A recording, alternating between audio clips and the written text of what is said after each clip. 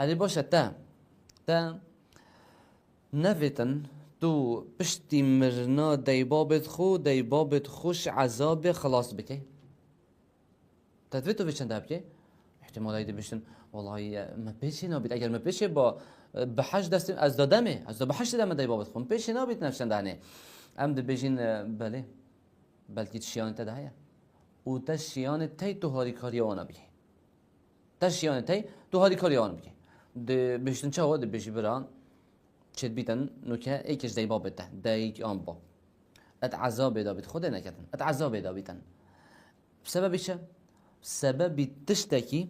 كوي النزيكي تهي دورو برده تشتكي النزيكي تهي بسبب وي تشتي فيجا في داي بابتا دايك ان دايك يتتعذب دان قبل خدا نكت وقتك اف حالته هنا هابيتن اف داي بابتا هي فيات كان وهي فيات راتلن بس قبل ربنا ف وهاد بانا دا او تشت راكر با ايدي بس گناه جيبو بهن ايدي بس بالي واناش گناها جرام ببيت بس نشين وبكن بس تشي تشيان تي تو فيتش يعني الراكي ولا داي ونهلي وكي چه بونمونه وكي گناه کا دیار کری گناه کش گناه ایکش دی بابا یا چاندی یا کری و هش داجی یا بردوامه و جاف گناه هنی هندی بتکرن بردوام گناه و دی بود دی بابا چید بلا مربنجی بلا چند وقت زیب سر مرنوانا و چوبیدن هر دی گناه و خلطی وانا چاندی وانا دانای او بوین سبب دی بوانا چیتن بلا تمریزی بن و بونمونه عردکش عردا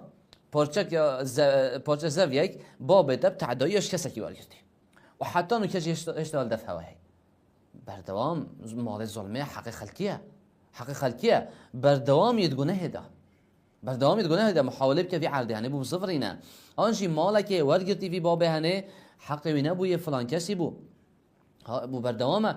محاوله بکه نهیله آنجی باب تهنده شریط و سیدی و يسترانا يدانا مال دا آن فيلم حراما يدانا مال دا فيلم يدانا ويلي وفيجا فيجي مال صحتي انا جاي جارن نهيلا برا هرا وبشكينا وبافيجا اف گناه هاني بردام بنشيت اف فيريكا هاني تو دي اي حساب كن شوان كسا يد باشيت يل داي بابت خود كان بلا داي بابت دست ساخجي نبن بلا ساخجي نبن ايدي بشن ما اف گناه دي بو داي بابت شيتن